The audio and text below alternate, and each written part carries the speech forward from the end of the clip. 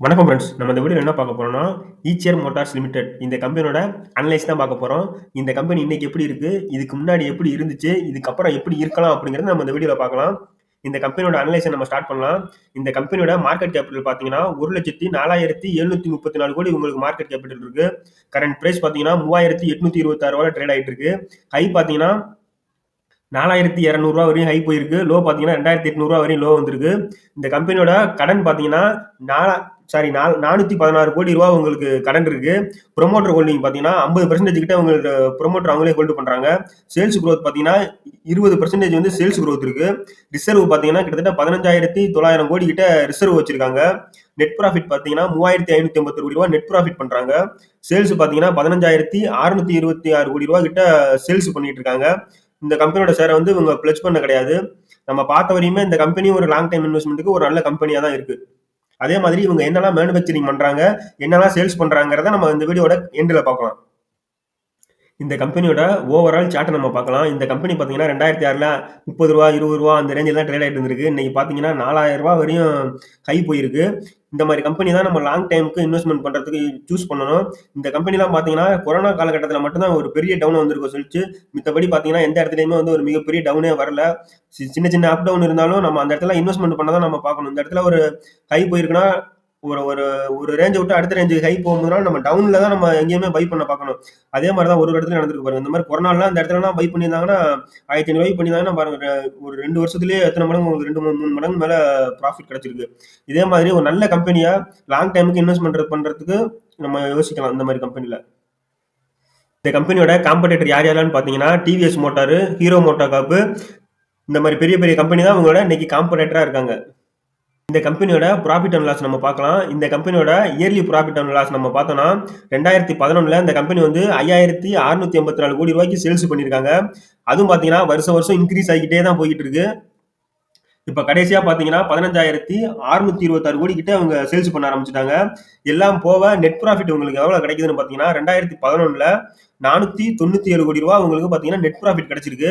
அதுவும் பாத்தீங்கன்னா வருஷத்துக்கு வருஷம் இன்க்ரீஸ் ஆகிட்டே தான் போயிட்டு இருக்கு. எந்த இடத்துலயுமே டிகிரீஸ் ஆகல, மைனஸ் ஆகல. இவங்க கம்பெனி பாத்தீங்கன்னா நல்ல விதமா அவங்க ரன் பண்ணிட்டு தான் இருக்காங்க.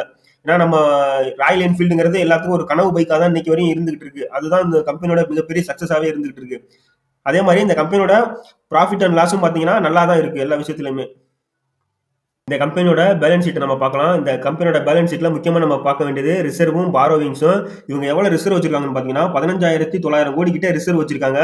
கடன் பார்த்தீங்கன்னா வெறும் 416 கோடி தான் வச்சிருக்காங்க. அதனால இந்த பேலன்ஸ் ஷீட் வந்து ஒரு ரொம்ப மைனஸ் எல்லாம் கிடையாது. ஒரு சூப்பரான பேலன்ஸ் ஷீட்டா தான் இருக்கு இந்த கம்பெனியை பொறுத்தவரையும். இந்த கம்பெனியோட ஷேர் ஹோல்டிங் பேட்டர்ன் நம்ம பார்க்கலாம். ப்ரொமோட்டர் பார்த்தீங்கன்னா கிட்டத்தட்ட 2017 இருந்து அந்த 50% 49% அந்த ரேஞ்சிலே தான் ஹோல்டு பண்ணிட்டு இருக்காங்க. அவங்க கம்பெனி ஷேரை அவங்களே ஹோல்டு பண்றது இந்த மாதிரி 50% ஹோல்டு பண்றாங்கனாலே ஒரு நல்ல கம்பெனியா தான் இருக்கு.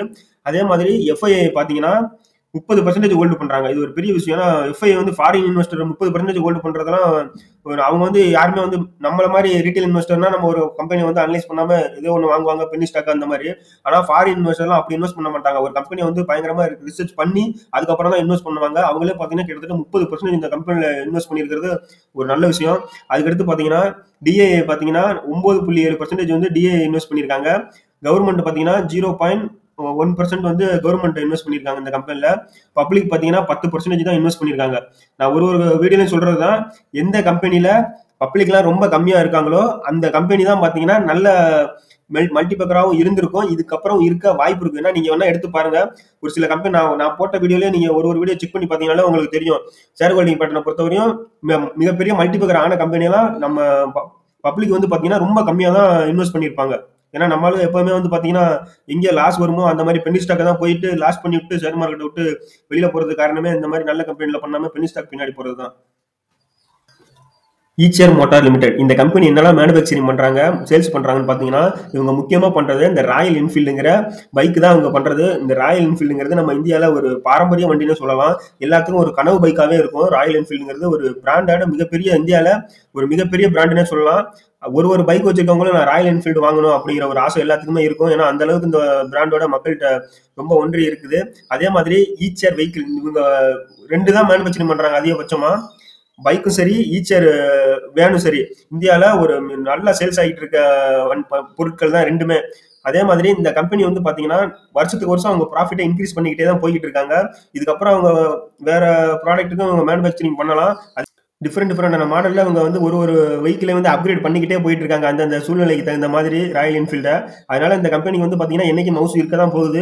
இந்த கம்பெனியில் இன்வெஸ்ட் பண்ணி இருக்கிறவங்க கொஞ்சம் நாளைக்கு வெயிட் பண்ணலாம். இந்த கம்பெனியில் இன்வெஸ்ட் பண்ணணும்னு நினைக்கிறவங்க உங்களால் முடிஞ்சா 1 2 இந்த மாதிரி ஸ்டாக்கை வாங்கி லாங் டைமுக்கு ஹோல்டு பண்ணலாம். 10 வருஷம் 15 வருஷம் ஹோல்டு பண்ணலாம்.